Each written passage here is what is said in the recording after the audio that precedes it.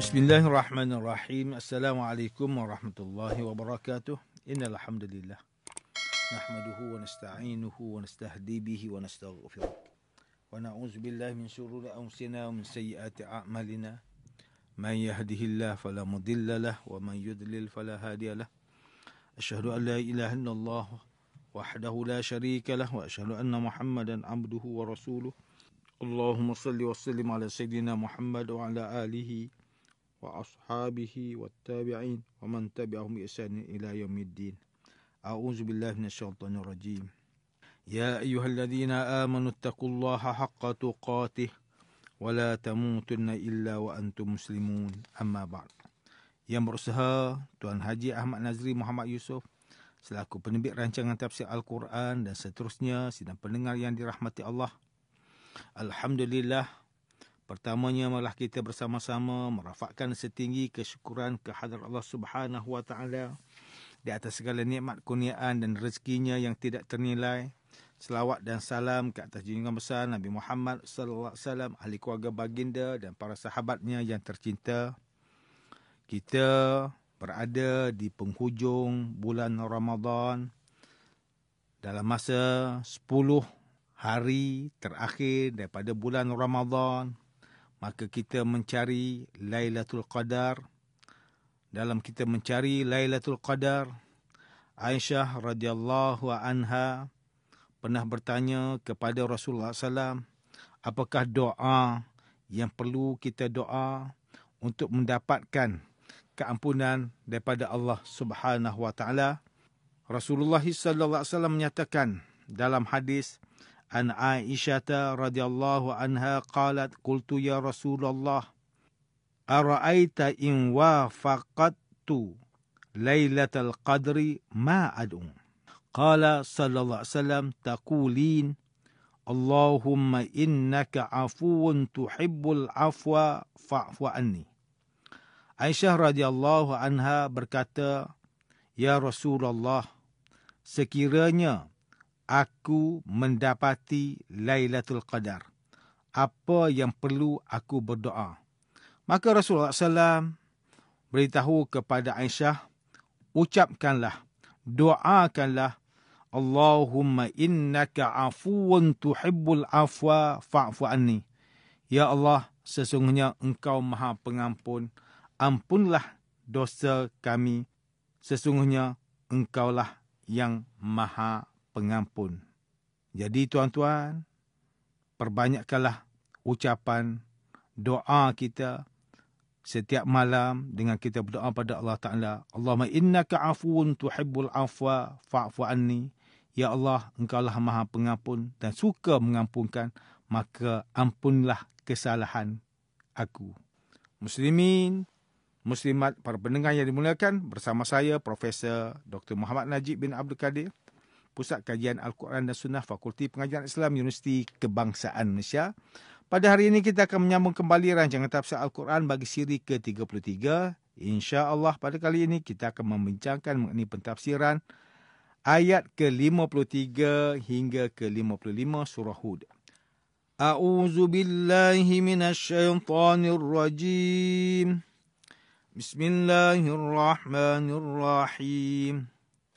قالوا يا هود ما جئتنا ببينة وما نحن بتاركي آلهتنا عن قولك وما نحن لك بمؤمنين إن نقول إلا اعتراك بعض آلهتنا بسوء قال إني أشهد الله واشهدوا أني بريء مما تشركون من دونه فكيدوني جميعا ثم لا تنظرون.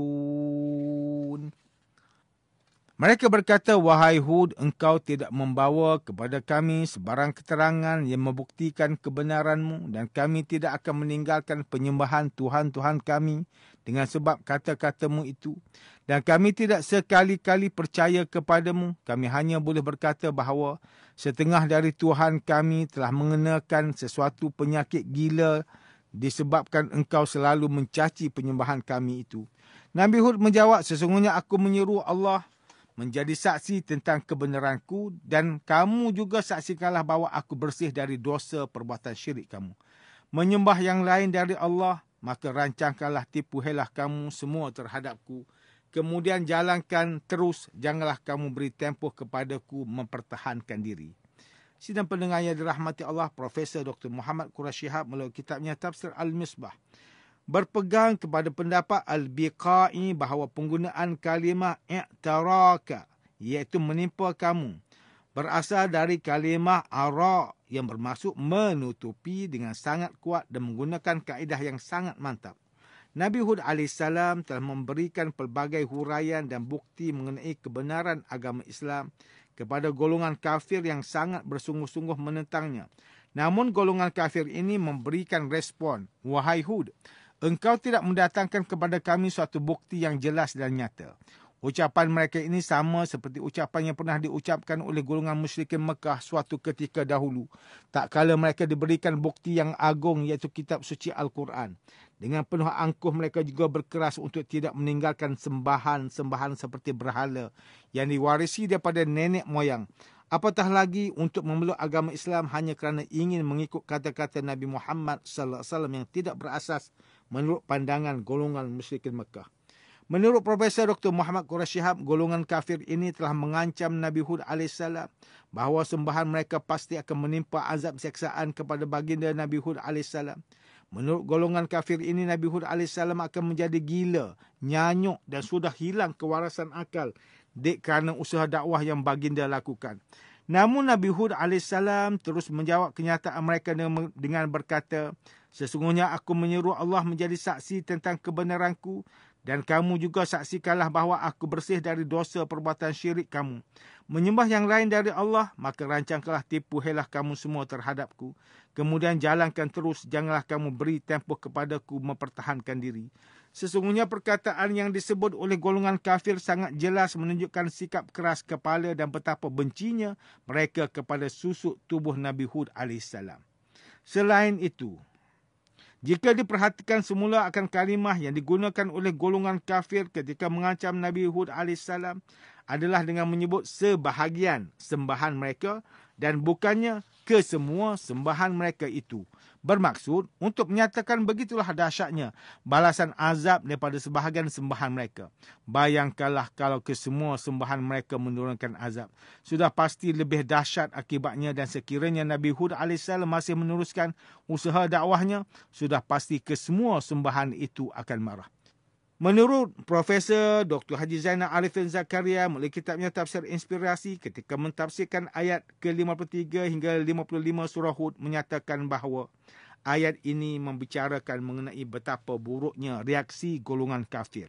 Tak kala mendengar kebenaran agama Allah yang sekaligus merugikan diri mereka sendiri.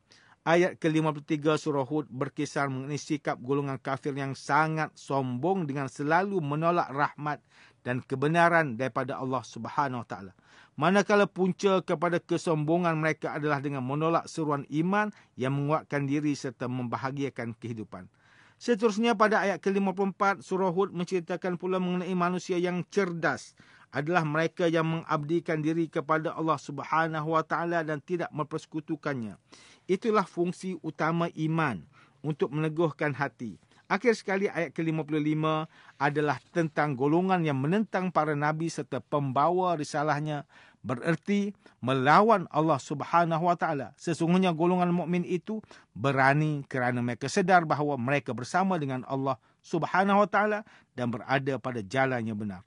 Namun sebaliknya bagi golongan kafir yang takut dan gemetar kerana balasan dosa.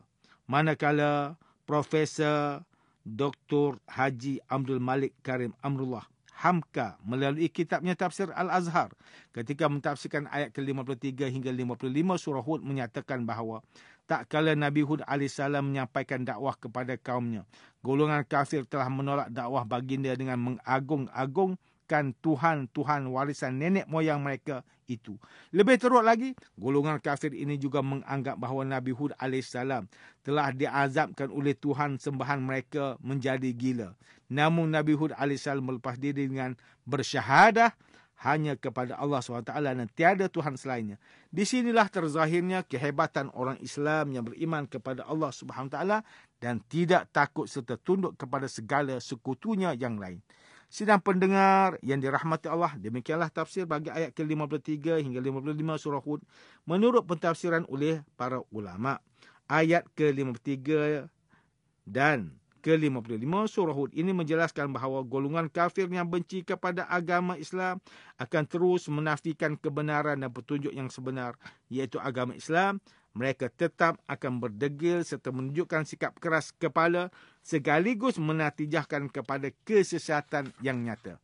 Sebagai contoh, pada 21 Januari 2023, tular sebuah rakaman video berkaitan seorang pemimpin parti politik sayap kanan Denmark, Hardline, Rasmus Paludan, yang telah menyertai bantahan di hadapan kedutaan Turki di Stockholm, bertindak membakar Al-Quran menggunakan pemeti api dengan bersahaja. Dia bersama-sama 100 orang yang berhimpun itu berbuat demikian selepas Turki dilaporkan membantah keanggotaan penyertaan Sweden dalam Pertubuhan Perjanjian Atlantik Utara, NATO. Video tersebut mendapat pelbagai kecaman dan kritikan daripada masyarakat pelbagai lapisan bangsa dan agama. Namun timbul juga persoalan, adakah kita umat Islam ini boleh untuk mencerca kepada golongan kafir ini? Jawapannya adalah tidak boleh sama sekali, kerana agama Islam bukanlah agama yang mengamalkan keganasan. Firman Allah Ta'ala dalam suratul An'am ayat ke-108. وَلَا تَسُبُّوا الَّذِينَ يَدْعُونَ مِنْ دُونِ اللَّهِ فَيَسُبُّوا اللَّهَ عَدْوًا بِغَيْرِ عِلْمٍ كَذَلِكَ زَيَّنَّا لِكُلِّ أُمَّةٍ عَمَلَهُمْ ثُمَّ إِلَى رَبِّهِمْ مَرْجِعُهُمْ فَيُنَبِّئُهُمْ بِمَا كَانُوا يَعْمَلُونَ. Dan janganlah kamu cerca benda-benda yang mereka sembah yang lain dari Allah, kerana mereka kelak akan mencerca Allah secara melampaui batas dengan ketiadaan pengetahuan. Demikianlah kami memperelokkan pada pandangan tiap-tiap umat akan amal perbuatan mereka. Kemudian kepada Tuhan mereka lah tempat kembali mereka. Lalu ia menerangkan kepada mereka apa yang mereka telah lakukan.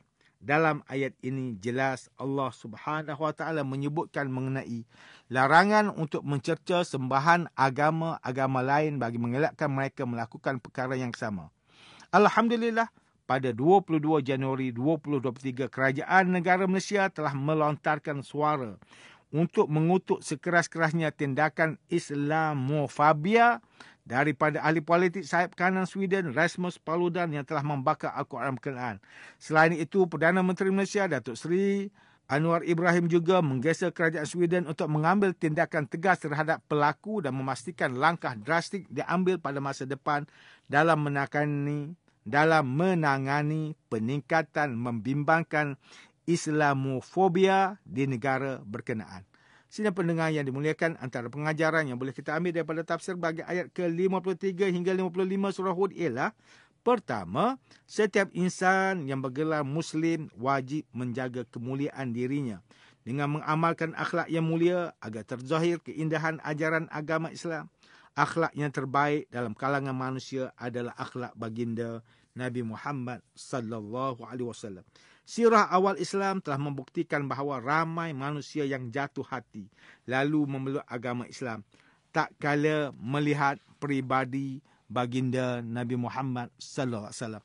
Meskipun pada masa itu belum ada lagi medium seperti televisyen, radio dan telefon, namun agama Islam tetap tersebar kerana keindahan peribadi Nabi Muhammad sallallahu alaihi wasallam. Kedua, umat Islam perlulah menanam azam untuk menyebarkan kebenaran dan keagungan agama Islam.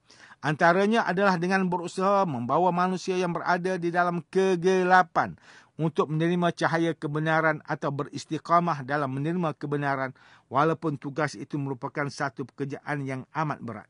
Namun begitu, pekerjaan yang mulia inilah merupakan pekerjaan para Nabi dan Rasul, iaitu membawa manusia ke jalan hidayah.